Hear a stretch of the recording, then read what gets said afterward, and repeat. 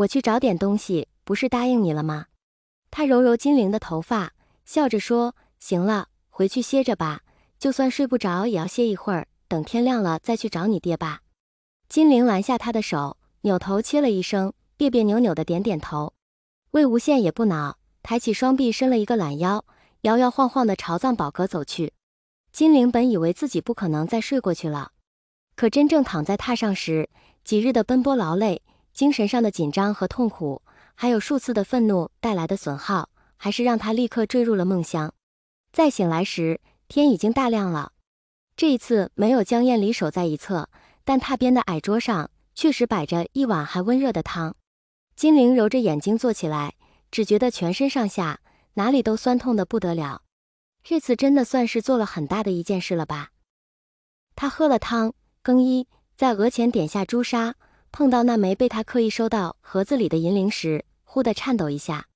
纠结片刻，他拿出另外一只银铃，将2枚银铃的穗子交换，把新的那只配在腰间，旧的放回盒中，小心翼翼地收了起来。在铜镜前转了几圈后，总算确定自己没有什么破绽了，金玲这才推开门。一侧的小室里已经码着整整齐齐的金鳞台少主叶烈凯旋的贺礼，想来是他昨晚回归的消息传播飞快，早有准备的旁系，想要攀附的门生都想趁此机会留下几分印象。金陵却是非常厌恶这些东西的，他贵为金鳞台少主，是独子，出身尊贵，是注定会成为家主的。金子轩见过江厌离生产金陵时的痛苦后，无论如何也不肯再得新子。金陵就成了唯一的希望，这给他无数的簇拥和众星捧月的宠爱的同时，也带来了孤独。他的朋友并不一定是因为他是金陵而来，而是因为他是金鳞台少主而来。他们选择忍受他的脾气，却不知道正是这副仿佛被折辱的态度，才是金陵愤怒的真正来源。久而久之，金鳞台内有愿意与他交好的人，愿意帮他打架的人，却没有交心之人。直到与兰苑相遇的那一天为止，仙子被他勒令待在家中，怕在门前无精打采的等了数日，好容易等回了主人，却仍然不许靠近。现下金陵身边终于没了那个讨厌的黑衣男人，仙子凑过来，绕着金陵的腿转了几圈，在喉咙里发出愉悦的咕噜声。金陵拍拍他的头，疏松了几分紧皱的眉。好歹你还算是一心一意。金陵摸着仙子的后背，仙子在他身上嗅了几圈，对着他那只银铃忽地低吠起来。金陵一愣，才反应过来这是新的银铃，仙子恐怕并不熟悉这个味道。叫什么叫？他用2只手去捏仙子的脸，以后永远也不能对着银铃叫，懂了吗？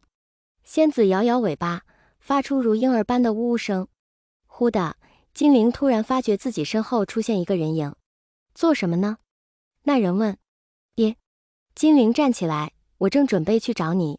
金子轩把他仔仔细细看了一遍，才点头道，这次夜猎的情况我已经在信里大体了解过了，你再来汇报一遍也好，正好我检查一下你反省的能力。反省？金陵扭过头道，夜猎报告又不全是反省。很能说吗？金子轩冷笑一声，才刚第2次自己出去夜猎，就敢说这种话了。金陵一阵委屈，正欲开口，又听见金子轩补充道，不过这次做得不错。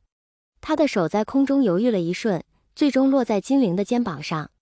这一下力道并不重，轻描淡写的如同有人见面的招呼一般，只落了一下便离开了。金陵却觉得这比金子轩曾经无数次紧紧握着他的肩膀都要真实。哼，他张嘴想说什么，最终也不知从何开口。一地狼藉，血红的朱砂绘制的符文自黄符上一直蔓延到地板上，墨水晕染进了昂贵的木头，屋里到处都是怪异的甚至有些发臭的味道。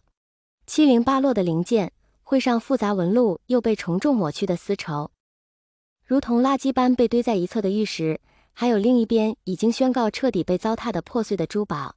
最后加上室内正中央的披头散发，把袖子撸起来扎在手臂上，脸上混杂着黑色与红色的染料，又被汗水晕染成一团乱的，浑身都散发着疲劳和生人勿近气息的黑衣人，就是这间房的全部了。金陵汇报夜猎结束，推开魏无羡的门时，看到的就是这样的景象。你在干什么呀？金陵忍不住后退几步，你到这里不是才刚半天吗？魏无羡这才有所反应，从满地狼藉垃圾中抬起头，茫然的眨眨眼，道：有那么久了吗？我以为才半个时辰。你们家藏宝阁是真的厉害，连上古法器都有，但是藏书阁也太寒碜了，不比姑苏蓝氏。就连我们莲花坞都能甩开你们几条街。魏无羡一面吐槽，一面把一幅旗子扔到一边。有本事你别看啊！金陵咬牙捡起那面旗子，对着纹路看了片刻，犹豫道：招阴旗？你画错了吧？